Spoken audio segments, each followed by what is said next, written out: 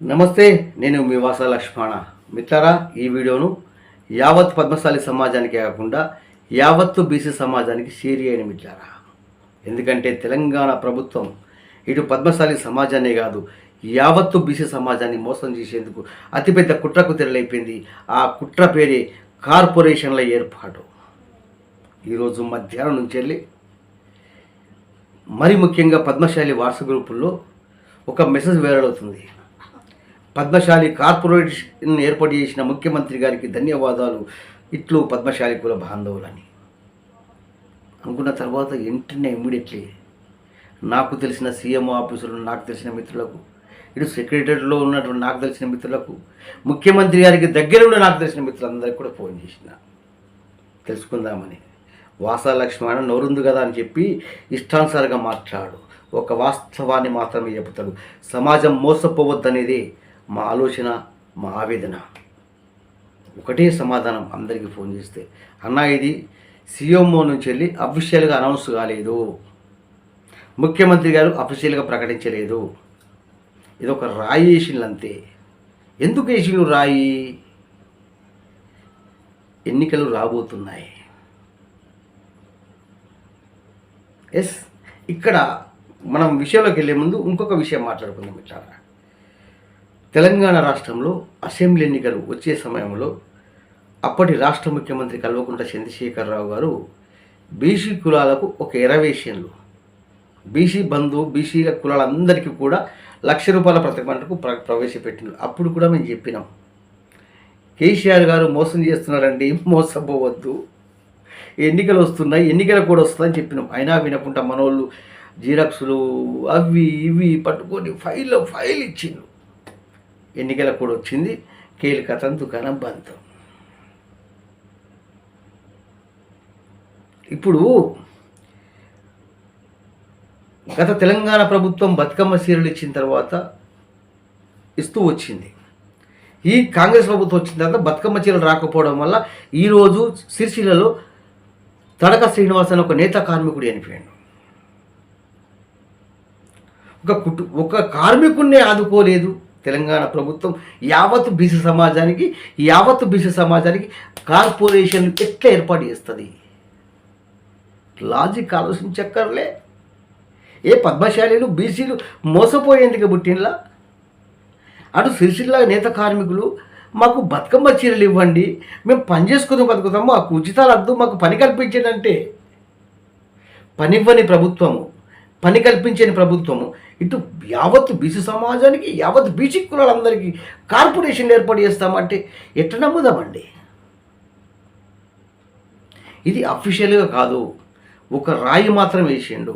ఈ రాయి ఎందుకు వేసిండో మనం మాట్లాడుకుందాం. ఇట్లారా ఇలా దేశం మొత్తం కూడా, ఒక తెలంగాణ రాష్ట్రమే కాదు, దేశం మొత్తం కూడా అయోధ్య రామ మందిరం నిర్మించిన తర్వాత ఇటు పద్మశాలిలే కాదు, యావత్తు బీసీలు కూడా మేము ఏ పార్టీలో ఉన్నా సరే మా ఓటు అయోధ్య రామునికే, అంటే మోడీకే మా ఓటు అంటున్నారు. మరి రేవంత్ రెడ్డి గారు కాంగ్రెస్కు ఓట్లు వేయించుకోవాలి కదా, కనీసం ఒక 2-3 ఎంపీ సీట్లు గెలిపించుకోవాలి కదా. గెలిపించుకుంటేనే రాహుల్ గాంధీ దగ్గర ఈయన మొక్క చెల్లుబాటు అవుతుంది కదా. అందుకే కార్పొరేషన్లు అంటూ ఒక కుట్రకు తెరలైపోయిండు. నేనేం చెప్తున్నా, ఎన్నికలు వస్తున్నాయండి, ఎన్నికల నోటిఫికేషన్ వస్తుంది. అది ఎట్లా సాధ్యమవుతుంది?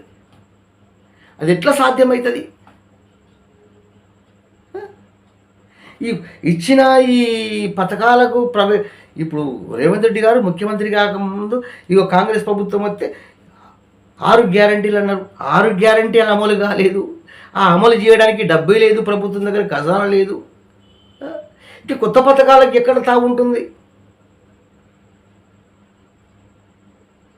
ఈరోజు ఫేక్ మెసేజ్ వైరల్ అవుతుంది. చెప్పలేము, రేవంత్ రెడ్డి గారి కనసలు నడుచుకొని మీడియా వ్యవస్థలు కూడా రేపు పత్రికల్లో వార్త చేయొచ్చు. కానీ ఒకటి చెబుతున్నా, ఇప్పుడు ఈ కార్పొరేషన్లు ఇట్లా అనగానే ఇట్లా అయిపోవు. దానికి ఎన్ని ఉంటాయి సర్దుబాట్లు, దానికి జీవో కావాలి, ఎన్నో ఉంటాయి. అవన్నీ వేయాలంటే ఎన్నికల నోటిఫికేషన్ వస్తుంది, అది ఎట్లా సాధ్యమవుతుంది? కాబట్టి నేనేం చెప్తున్నా అంటే, నేను ఇక్కడ ఒక ప్రభుత్వం మీద వ్యతిరేకతను మాట్లాడతలేను. ఈ తెలంగాణ ప్రభుత్వం అంటే రేవంత్ రెడ్డి సర్కారు నిజంగా ఎంత బాధ కలిగించే అంశం అండి.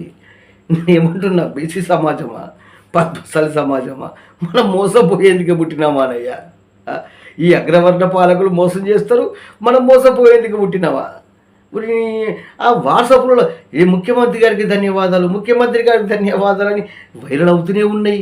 ఇక ఇంటికి 1 లక్ష రూపాయలు వచ్చినట్టు, ఇంటికి 10 లక్షలు వచ్చినట్టు అవేవి కాదండి. ఎందుకంటే ఒకటి చెప్తున్నానండి, ఇలా పద్మశాలి కార్పొరేషన్ విషయం తీసుకుంటే, గత టెక్స్టైల్ కార్పొరేషన్, చేనేత కార్పొరేషన్ ఏర్పాటు చేయకముందు పద్మశాలి కార్పొరేషన్ కావాలి, పద్మశాలకు ఆర్థిక వాట కావాలని చెప్పి డిమాండ్ చేసి కొట్లాడితే మేము వస్తే మేము స్వాగతిస్తాం కదా. ఇప్పుడు పద్మశాలి కార్పొరేషన్ కావాలని మొట్టమొదటిసారి గలమెత్తింది నేను.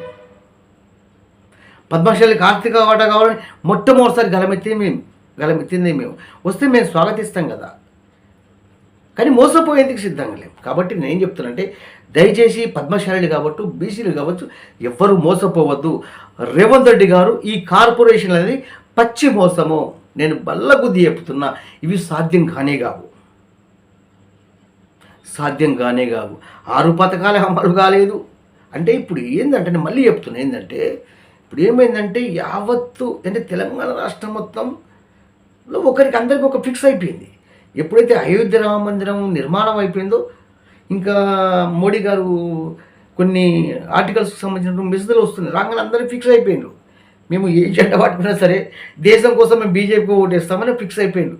అయిపోయిన తర్వాత రాహుల్ గాంధీ గారికి ఎంపీ సీట్లు గెలిపించకపోతే రాహుల్ గాంధీ గారు రేవంత్ రెడ్డి దించేస్తాడు.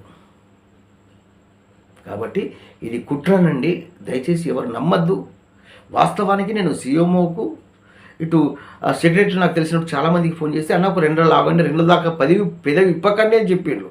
2 రోజులు ఆగండి అన్న, సమాజానికి అర్థమవుతుంది రేవంత్ రెడ్డి మోసం, నువ్వు చెప్పగానే అలా అర్థమవుతుంది అన్న అని చెప్పింది. కానీ ఉండబట్టలేక వచ్చిన. కాబట్టి నేనేమంటున్నానంటే, తెలంగాణ ప్రభుత్వము ఇటు పద్మశాలి కార్పొరేషన్ కావచ్చు, ఇటు బీసీ కార్పొరేషన్లకు ఆయా కులాల కార్పొరేషన్ ఇస్తే మనమే స్వాగతిద్దాం. ముఖ్యమంత్రి ఫోటో కాదయ్యా, స్వయంగా రేవంత్ రెడ్డి గారి దగ్గరికి వెళ్ళి రేవంత్ రెడ్డికే పాలాభిషేకం చేద్దామయ్యా. ఎస్, కానీ మోసపోవద్దు అనేది నా అభిప్రాయం. అంటే గతంలో ఆ టీఆర్ఎస్ ప్రభుత్వం ఉన్నప్పుడు అప్పటి రాష్ట్ర ముఖ్యమంత్రి కల్వకుంట్ల చంద్రశేఖరరావు గారు ఆ బీసీలకు 1 లక్ష రూపాయలు పథకం పెట్టాము. నేను మొత్తుకున్నా, మోసం చేస్తున్నాయా, వద్దు వద్దు వద్దు అని మొత్తుకుంటే పాపం మనోళ్ళు జీరక్షలు అవి ఇవి అవే కొన్ని కోట్లు జమ అయినాయి. అది కథ దుకాణం బంద్ అయింది. మరి ఇలా పద్మశాలి కార్పొరేషన్, రేవంత్ రెడ్డి నీ తెలివికి హ్యాట్స్ ఆఫ్. వాస్తవానికి ఏంటంటే, రేవంత్ రెడ్డి గారు ఒక రాయేషన్లో ఓట్లు లాక్కోవడానికి తప్ప ఇది మొత్తం ఎన్నికల స్టంటు. ఇందులో no more question, no option. ఒకవేళ నేను చెప్పింది అబద్ధమైతే మీరు అభిప్రాయం తెలియదు, మీ కామెంట్ కూడా తెలియజేయండి. నేను చెప్పేది తప్ప ఒప్ప, దయచేసి మీ అభిప్రాయం కూడా తెలియజేయండి. ఖచ్చితంగా వస్తే స్వాగతం. ఎక్కడ వస్తాయి అండి, ఏ విధంగా వస్తాయి? అట్లాగే ఒకటి మిట్లారా, ఇప్పటి వరకు రేవంత్ రెడ్డి గారి పరిపాలన గురించి వాళ్ళు చెప్పలేరు. వాస్తవంగా మేము అప్పట్లో చెప్తాం అనుకున్నాం, 100 రోజులు అయిపోయేదాకా ఆగుదాం అనుకున్నాం. రేవంత్ రెడ్డి గారు సర్కారు కుట్ర ఏంటి, ఎంపీ ఎన్నికల దాకా ఎలాంటి కుట్ర ఉంటుంది, ఎంపీ ఎన్నికల తర్వాత రేవంత్ రెడ్డి గారి సర్కారు ఏ విధంగా పరిపాలన చేస్తుంది, మీకు రేపు స్పష్టంగా చెప్పబోతున్నా, ఫాలో అవుతుండండి. ఇక్కడ మాకు ఒక ప్రభుత్వం మీద వ్యతిరేకత కాదు, మనకు ప్రజల సంక్షేమమే కావాలి. ఒక పద్మశాలి బిడ్డగా నా పద్మశాలి జాతి సంక్షేమమే కోరే వ్యక్తిని నేను. బీసీ బిడ్డగా బీసీల సంక్షేమం కోరే వ్యక్తిని నేను. తెలంగాణ బిడ్డగా తెలంగాణ ప్రజల సంక్షేమం కోరే ఒక కవిని నేను. కాబట్టి ప్రజలు మోసపోవద్దు, ఈ అగ్రకుల పాలకులు చేసే మోసాలకు మోసపోవద్దు అనేది మా అభిప్రాయం. ఖచ్చితంగా రేవంత్ రెడ్డి గారి సర్కారు ఏ విధంగా కుట్ర చేస్తుంది, ఎంపీ ఎన్నికల తర్వాత ఏ విధంగా కుట్ర చేయబోతున్నది స్పష్టంగా రేపు చెప్పబోతున్న మిత్రులారా, ఫాలో అవుతుండండి మిత్రులారా.